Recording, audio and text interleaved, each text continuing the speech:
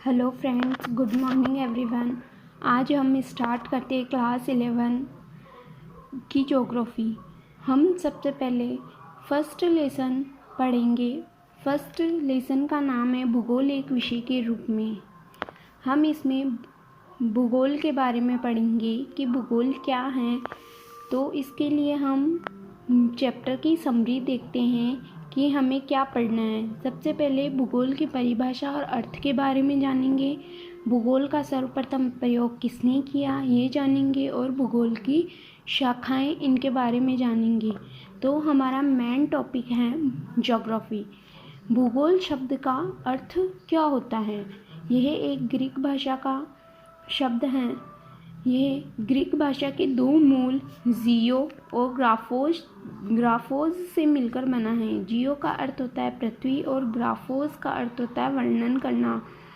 तो जिसका ज्योग्राफी का अर्थ हुआ पृथ्वी का वर्णन करना। इसके बाद हम देखते हैं कि भूगोल शब्द का सर्वप्रथम प्रयोग किसने किया। भूगोल शब्द का सर्वप्रथम प्रयोग एक ग्रीक विद्वान इरेटोस्थेनीज ने किया। फिर हम साधारण सी भाषा में चाहेंगे कि हमें भूगोल की परिभाषा लिखनी है, तो हम कैसे लिखेंगे। वैसे बहुत से विद्वानों ने अलग अलग तरीके से अपने अकॉर्डिंग परिभाषाएं दी है। तो हम परिभाषा देखते हैं अल्फ्रेड हैटनर की। भूगोल धरातल के विभिन्न भागों में कारणात्मक रूप से संबंधित तथ्यों में भिन्नता का अध्ययन करना भूगोल कहलाता है। ऐसे ही अलग अलग विद्वानों ने, जैसे रिटर ने, और भी बहुत से विद्वान हैं अलग अलग, जिन्होंने अपनी अपनी अकॉर्डिंग भूगोल की परिभाषाएं दी हैं। इसके बाद हम आते हैं कि वैज्ञानिक विषय के रूप में भूगोल क्या है, कि हम वैज्ञानिक तरीके से भूगोल में क्या क्या पढ़ सकते हैं। जैसे हम एग्जाम्पल लेते हैं कि ज्वालामुखी। अब हम ज्वालामुखी का उद्गार कैसे हुआ, क्यों हुआ, कहाँ हुआ, ये सब हम वैज्ञानिक तरीके से भी पढ़ सकते हैं। पर फिर आता है हमारा पर्वत का एग्जाम्पल लेते हैं तो पर्वत का निर्माण कैसे हुआ, वह इतना बड़ा क्यों है, तथा यही जगह क्यों है ऐसी जहाँ पर्वत बना है या पर्वत का निर्माण हुआ है, आदि ऐसे हम बहुत से एग्जाम्पल लेके समझ सकते हैं। नेक्स्ट आता है हमारा टॉपिक भौतिक भूगोल और प्राकृतिक भूगोल। भौतिक भूगोल का प्राकृतिक भूगोल से प्रत्यक्ष संबंध है। इसकी सभी शाखाएं, इसकी मतलब भौतिक भूगोल की सभी शाखाएं प्राकृतिक भूगोल के अंतर्गत आती हैं। यानी कि भौतिक भूगोल और प्राकृतिक भूगोल दोनों सेम हैं। भौतिक भूगोल जैसे यहाँ बताया है कि भौतिक भूगोल का प्राकृतिक भूगोल से प्रत्यक्ष संबंध है। तो हम देखते हैं भौतिक भूगोल की शाखाएं प्राकृतिक भूगोल के अंतर्गत कौन कौन सी ऐसी शाखाएं हैं जो भौतिक भूगोल में भी आती है और प्राकृतिक भूगोल में भी आती हैं। भू आकृतिक विज्ञान, जलवायु विज्ञान, समुद्री विज्ञान और मृदा विज्ञान। फिर नेक्स्ट हमें भूगोल पढ़ने के लिए कला और गणित का ज्ञान होना आवश्यक है। क्यों? एक भूगोलवेत्ता को गणित एवं कला का पूर्णतया ज्ञान होना चाहिए, क्योंकि भूगोल में अक्षांश एवं देशांतरों का अध्ययन करना पड़ता है, जिसके लिए गणित का ज्ञान आवश्यक है। एवं मानचित्र तैयार करने के लिए कला का आवश्यक रूप से ज्ञान होना चाहिए। जैसे कि हम सोचते हैं 10th हमने पढ़ ली और अब हमें मैथ्स नहीं पढ़नी है, तो हमें मैथ्स हमेशा पढ़नी होती है। तो हमें भूगोल पढ़ने के लिए गणित विषय और कला यानी आर्ट, जिसे हम पेंटिंग बोलते हैं, इन सब का ज्ञान होना चाहिए। नेक्स्ट हम बात करते हैं भूगोल की शाखाएं या उपागम। उपागम का अर्थ होता है पढ़ने का तरीका, कि हम भूगोल की शाखाओं को कैसे पढ़ सकते हैं। भूगोल की शाखाओं को 2 भागों में विभक्त किया गया है। फर्स्ट है क्रमबद्ध भूगोल, सेकंड है प्रादेशिक भूगोल। क्रमबद्ध भूगोल, इस उपागम की खोज जर्मन भूगोलवेत्ता हम्बोल्ट द्वारा की गई थी। यानी कि क्रमबद्ध भूगोल का पढ़ने का जो तरीका है कि हमें क्रमबद्ध भूगोल में क्या पढ़ना है, किस तरीके से पढ़ना है, या हमें अपनी तरफ से क्या क्या वर्णन करना है, क्या क्या आविष्कार करने हैं, यह सब हम्बोल्ट के द्वारा किया गया था। सेकंड है प्रादेशिक भूगोल, इस उपागम की खोज जर्मन भूगोलवेत्ता रिटर द्वारा की गई थी। फिर हम पढ़ते हैं सबसे पहले क्रमबद्ध भूगोल। क्रमबद्ध भूगोल किसी क्षेत्र में एक ही भौगोलिक तत्व का वर्णन करना क्रमबद्ध भूगोल कहलाता है। कैसे? अब ऐसे तो समझ में आएगा नहीं हमको बिना समझे। हम आते हैं राजस्थान के मैप पे, ठीक है। हमारे पास राजस्थान का मैप है, जैसे हमारे पास इंडिया का मैप है। अब हम इंडिया में राजस्थान में जाएंगे तो राजस्थान में हमें किसी एक टॉपिक को लेके या किसी एक बिंदु को लेके उसके बारे में वर्णन करना है या उसकी पूरी रूपरेखा देखनी है। तो हम सबसे पहले या तो हम उसकी जलवायु के बारे में जानेंगे या हम उसके मृदा के बारे में जानेंगे। केवल हम एक ही टॉपिक के बारे में या एक ही विषय को लेकर उस पूरे एरिया का वर्णन कर सकते हैं।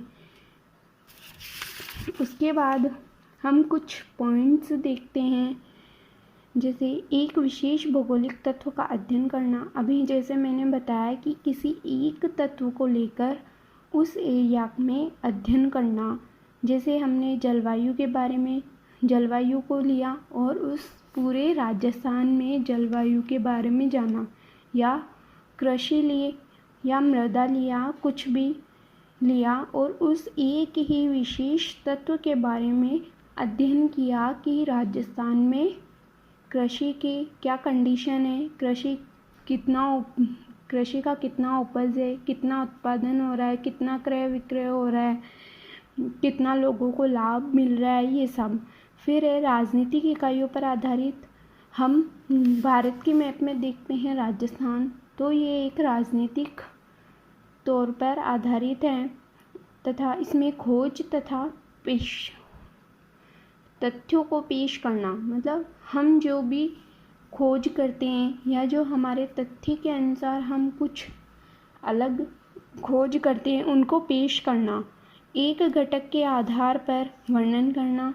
एक घटक यानी किसी एक ही बिंदु को लेके उसके बारे में उस पूरे राज्य के बारे में बताना। एक घटक के आधार पर वर्णन करना, जैसे जलवायु, कृषि, मृदा, बहुत से ऐसे हैं जिन पे हम किसी एक तथ्य को लेके और हम वर्णन कर सकते हैं। नेक्स्ट आता है प्रादेशिक भूगोल।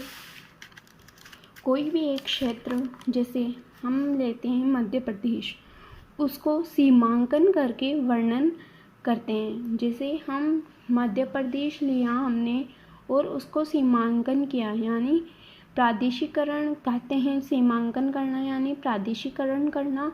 उस केवल मध्य प्रदेश को बाउंड्री बना के और वहीं एक मध्य प्रदेश को नोटिस में रखते हुए और हम अपने तत्वों का वर्णन करते हैं या उस मध्य प्रदेश के इलाके के बारे में जानकारी प्राप्त करते हैं। तो हम उसमें सभी तत्व एक साथ बारे में जानकारी ले सकते हैं। जैसे हमने क्रमबद्ध भूगोल में एक तथ्य चुना और केवल उसी पर ही वर्णन करना शुरू किया, लेकिन हम प्रादेशिक भूगोल में सभी तथ्यों पर कर सकते हैं। कुछ इसके पॉइंट्स हैं। सभी भौगोलिक तत्वों का अध्ययन कर सकते हैं। एकांकी रूप प्रस्तुत एवं भौगोलिक इकाई पर आधारित, ये भौगोलिक इकाई पर आधारित हैं।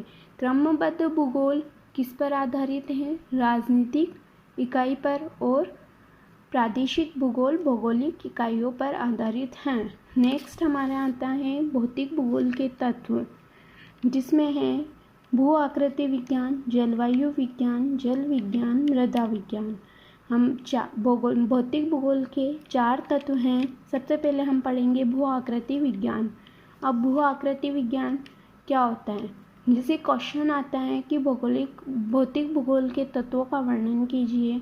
यदि केवल नाम पूछ रहे हैं तो हम 4 नाम लिख देंगे: भू आकृति विज्ञान, जलवायु विज्ञान, जल विज्ञान, मृदा विज्ञान। यदि वर्णन पूछा जाए तो हम किस तरह से लिखेंगे? भू आकृति विज्ञान यानी भूमि की आकृति से जुड़ा विज्ञान, जैसे जो भूमि को टच कर रहा हो, जैसे भूमि से जुड़े हो पर्वत, पठार, नदियाँ, घाटियाँ आदि सब भूमि से जुड़े होते हैं। उन सब के बारे में वर्णन करना या उन सब के बारे में हमें जानकारी प्राप्त करना। नेक्स्ट है जलवायु विज्ञान। इसमें हमें वर्षा, तापमान, वायुदाब, पवन, आंधी इन सब के बारे में पता लगाना। थर्ड है जल विज्ञान। जल विज्ञान महासागर, नदियों, झीलों, हिमानियों एवं जलवाष्प आदि, यानी कि इसमें हमें पता लगाना है महासागर यानी उसका जल कैसा होता है। सबका जल अलग अलग होता है। नदियों का जल अलग होता है। झीलों में बहने वाला जल अलग होता है। हिमानियों का जल अलग होता है। ऐसे ही हमें जल के बारे में पता लगाना। नेक्स्ट मृदा भूगोल यानी मृदा के कितने प्रकार होते हैं तथा मृदा किस किस रूप में प्रयोग आती हैं, इन सब के बारे में पता लगाना। उसके बाद हम पढ़ेंगे मानव भूगोल कि भूगोल में मानव का क्या कार्य होता है या मानव की क्या भूमिका भूगोल विषय में अदा होती है। हमारा फर्स्ट टॉपिक है जनसंख्या। इसमें हम लिंगानुपात, घनत्व, जनसंख्या वृद्धि, ग्रामीण और नगरीय क्षेत्र में जनसंख्या वृद्धि और उसका घनत्व, ये सब पढ़ेंगे। सेकंड टॉपिक है व्यवसाय। ग्रामीण व नगरीय क्षेत्र के बीच व्यवसाय संबंध, मतलब ग्रामीण और नगरीय क्षेत्र जो हैं, जो ग्रामीण यानी जो गाँवों के लोग हैं और नगरीय यानी जो नगरों के लोग हैं, इन दोनों के बीच में क्या संबंध है, क्या व्यवसाय है, ये सब जानते हैं। राजनीतिक दृष्टि से हम देखते हैं तो जनसंख्या सर्वे, चुनाव संबंध, घर घर जाकर घर में जानकारी प्राप्त करना कि कितने लोग हैं, कितने सदस्य हैं घर में, या कौन क्या करता है, कौन किससे जुड़ा है, जनसंख्या सर्वे करना। नेक्स्ट है आर्थिक भूगोल। इस आर्थिक भूगोल में हम मानव की आर्थिक क्रिया के बारे में जानते हैं, जैसे कृषि के बारे में, उद्योग के बारे में, पर्यटन के बारे में, व्यापार के बारे में और परिवहन के बारे में। इसके पश्चात आता है ऐतिहासिक भूगोल। इतिहास से जुड़े, जैसे वर्तमान में दिल्ली के बारे में जानते हैं कि पहले दिल्ली, जैसे अभी दिल्ली है वैसे पहले नहीं था, तथा उसकी भी कुछ ऐतिहासिक तौर से जुड़ी बातें हैं बहुत सी, वैसे ही और एवं खुदाई कार्य, ये सब ऐतिहासिक भूगोल में आता है। इसी के साथ हमारा ये एक चैप्टर कंप्लीट होता है। Thank you so much.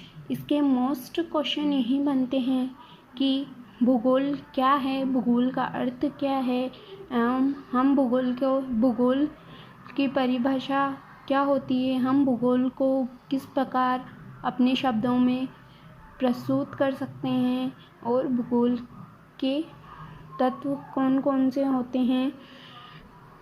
Thank you so much. Please like, share and subscribe. Bye.